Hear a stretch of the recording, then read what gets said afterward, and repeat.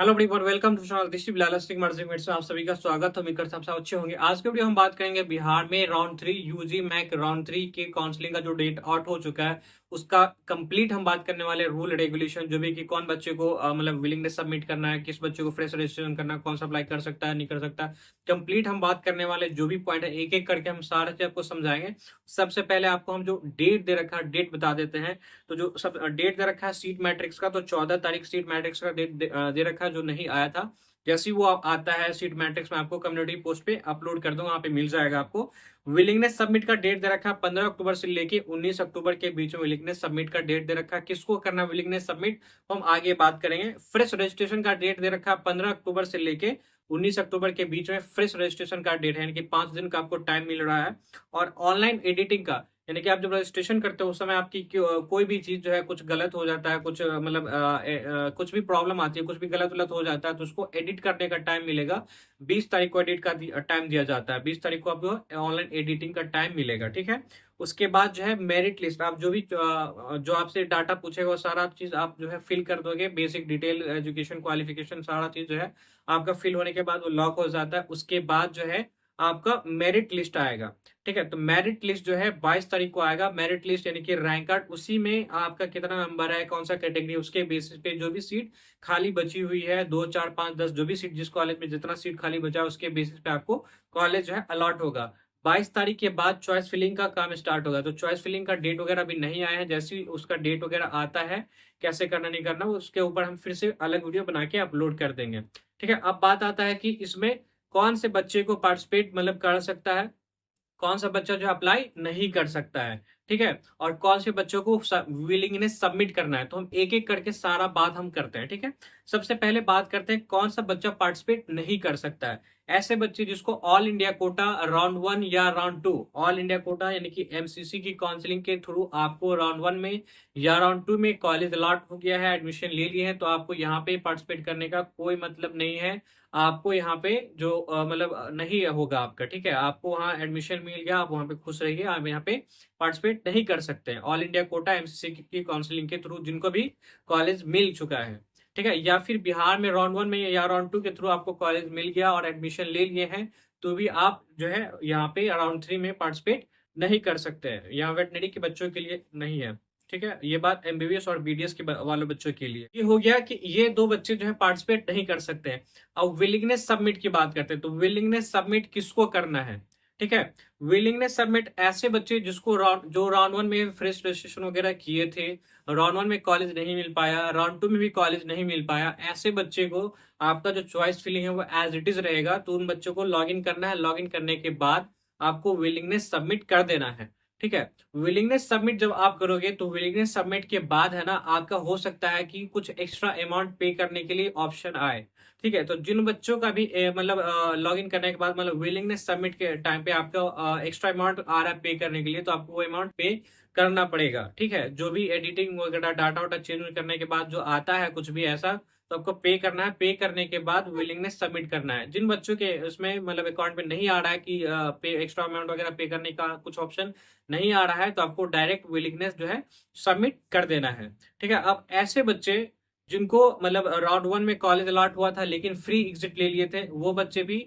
Willingness submit कर सकते हैं, ठीक है। ऐसे बच्चे जो मतलब राउंड 1 में कॉलेज अलॉट हुआ उसके बाद पार्टिसिपेट ही नहीं किया राउंड 2 वगैरह में, किसी तरह कुछ भी नहीं, मतलब राउंड 1 में फ्री एग्जिट वगैरह ले लिए थे, राउंड 1 में कॉलेज अलॉट हुआ था, फ्री एग्जिट लिए या नहीं लिए, आगे का काउंसलिंग में वो पार्टिसिपेट ही नहीं किए, तो उन बच्चों को भी वापस से यहाँ पे विलिंगनेस सबमिट कर सकता है। मतलब फ्रेश रजिस्ट्रेशन करने की, फिर से सिक्योरिटी मनी पे वगैरह करने की जरूरत नहीं है।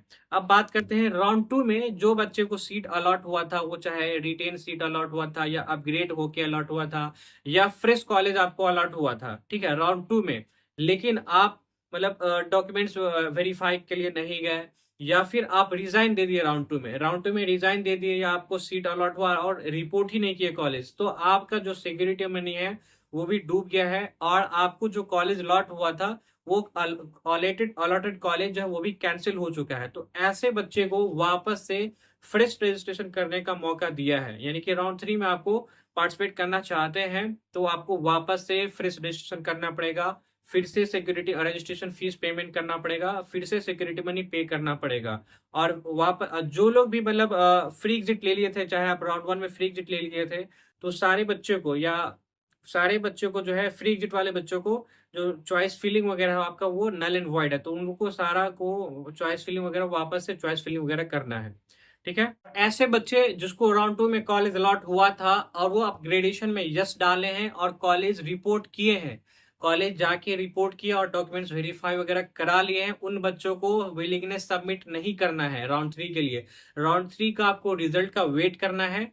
ठीक है, आपको विलिंगनेस सबमिट नहीं करना है, मतलब आपका पहले से हो चुका है, समझा? मतलब राउंड 2 में आपको कॉलेज अलॉट हुआ था, अपग्रेडेशन में यस किए थे और डॉक्यूमेंट्स वगैरह रिपोर्ट कॉलेज रिपोर्ट करके वहां पे जाके आप डॉक्यूमेंट्स वेरीफाई करा लिए थे, तो आपको विलिंगनेस फॉर सबमिट मतलब राउंड 3 में नहीं करना है।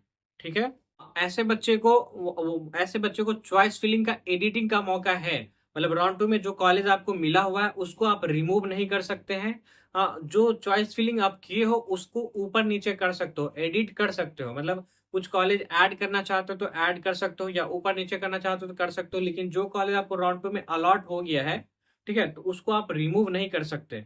ऐसे बच्चे जिनको राउंड 3 में कॉलेज अलॉट होगा, चाहे रिटेन कॉलेज हो या अपग्रेडेड कॉलेज हो या फिर फ्रेश कॉलेज हो, और आप कॉलेज रिपोर्ट नहीं करते हो, एडमिशन नहीं जाके लेते हो, वहां पे रिपोर्ट नहीं करते हो और एडमिशन नहीं लेते हो, तो इस केस में आपका जो सिक्योरिटी मनी है वो भी डूब जाएगा और जो कॉलेज अलॉट हुआ है वो भी आपका जो है कैंसिल हो जाएगा, और आगे जो स्टे राउंड होगा उसमें भी आप पार्टिसिपेट नहीं कर सकते हो। अब मुझे लगता है मैं सारा चीज बता दूं कि किसको विलिंगनेस सबमिट करना है, कि कौन पार्टिसिपेट नहीं कर सकता है और कौन बच्चे को फिर से जो है फ्रेश रजिस्ट्रेशन करना है। ठीक है, ऐसे बच्चे जो राउंड 1 में काउंसलिंग मतलब रजिस्ट्रेशन वगैरह नहीं किए थे, कुछ किए ही नहीं थे, कहीं कॉलेज भी अलॉट नहीं हुआ है मतलब ऑल इंडिया कोटा में, और राउंड 1 में बिहार में मतलब रजिस्ट्रेशन वगैरह नहीं किए थे, ऐसे बच्चे जो है यहाँ पे रजिस्ट्रेशन कर सकते हैं, फ्रेश रजिस्ट्रेशन कर सकते हैं। जो बच्चे बाहर के हैं, दूसरे स्टेट से हैं, मतलब बिहार के अलावा किसी दूसरे स्टेट से हैं और बिहार में प्राइवेट मेडिकल कॉलेज लेना चाहते हैं, तो भी ये प्राइवेट मेडिकल या बीडीएस लेना चाहते हैं, तो आप यहाँ पे फ्रेश रजिस्ट्रेशन कर सकते हैं। ठीक है, और ऐसे बच्चे जिसको राउंड 2 में बिहार में कॉलेज मिला था लेकिन वो अपग्रेडेशन में यस डाले हुए हैं, यस या नो जो भी किए हैं, और कॉलेज रिपोर्ट नहीं कर पाए थे, उसके बारे में कुछ भी यहाँ पे मेंशन नहीं है कि उस बच्चे का जो सिक्योरिटी मनी है और क्या डूब गया या सीट कैंसिल हो गया। तो सीट तो तुम्हारा कैंसिल हो गया, लेकिन सिक्योरिटी मनी का बात है, तो सिक्योरिटी मनी आपका नहीं डूबा है, तो आपको फिर से फ्रेश रजिस्ट्रेशन करने की जरूरत नहीं है, क्योंकि आपका मतलब इससे पहले जो नोटिस आया था राउंड 2 में, उसमें लिखा था क्लियरली कि सिक्योरिटी मनी जो डूबने की बात है, मतलब फॉरफिट होने की या डूबने की बात समझो, तो वो एमबीबीएस और बीडीएस के बच्चों के लिए है, वेटनरी के बच्चों के लिए नहीं है। इसलिए आप लोग जो भी राउंड 2 में मतलब किसी भी वजह से आप राउंड 2 में मतलब कॉलेज अलॉट हुआ और एडमिशन नहीं ले पाए हो, छूट गया या फिर नहीं ले पाए एडमिशन, तो राउंड 3 में आप जो है पार्टिसिपेट कर सकते हो। विलिंगनेस सबमिट आपको करना है, चॉइस फिलिंग वगैरह चेक कर लेना आप कि चॉइस आपका फिल वगैरह है या नहीं, और विलिंगनेस सबमिट वगैरह कर देना, चॉइस देख लेना, उसको लॉक को कर देना आपको। ठीक है, क्योंकि आपका वो क्लियरली लिखा हुआ था कि सिक्योरिटी मनी आपका नहीं डूबेगा, तो इसलिए आपको परेशान होने की कोई जरूरत नहीं है। जो लोग भी यहाँ बिहार में फ्रेश रजिस्ट्रेशन करना चाहते हैं, काउंसलिंग पार्टिसिपेट करना चाहते हैं, तो हम पेड काउंसलिंग भी करते हैं। तो पेड काउंसलिंग का दो प्लान है, कंप्लीट काउंसलिंग है और पेड काउंसलिंग का गाइडेंस है। तो पर्सनल गाइडेंस मिल जाएगा, उसकी फीस बहुत कम है, 2,000 रुपए है। नीचे डिस्क्रिप्शन में लिंक है, वहां पे आपको जाना है, वहां क्लिक करना, उस पर क्लिक करने के बाद ईमेल और फोन नंबर डालना है। ईमेल फोन नंबर डालने के बाद पेमेंट का ऑप्शन आएगा, पेमेंट करने के बाद जो है ऑटोमेटिक आपका डाटा मेरे पास आ जाता है, तो मैं आपको कांटेक्ट कर लूंगा। फिर कैसे करना नहीं करना वो सारी चीज आपको हम एक्सप्लेन करते हैं, अभी से लेके जब तक कॉलेज नहीं मिलता पूरा सपोर्ट मिलेगा आपको। अगर आप चाहते हैं कि आपका फॉर्म फिलिंग रजिस्ट्रेशन वगैरह सारा चीज कंप्लीट मैं करूं, तो उसकी फीस ज्यादा है, उसके लिए आपको जो है व्हाट्सएप पे नंबर दे रखा है, उस पर आपको करना है कि भैया हमको कंप्लीट काउंसलिंग कराना है बिहार में, चाहे गवर्नमेंट कॉलेज है या प्राइवेट कॉलेज है, जिसके लिए आपको करना है इस नंबर पे आप कांटेक्ट कर सकते हो। सिर्फ पेड काउंसलिंग के लिए कांटेक्ट कर सकते हैं, और व्हाट्सएप पे मैसेज करना है, कॉल नहीं करना, कॉल मैं नहीं उठा पाऊंगा। वीडियो अच्छा लगा हो तो लाइक जरूर करना।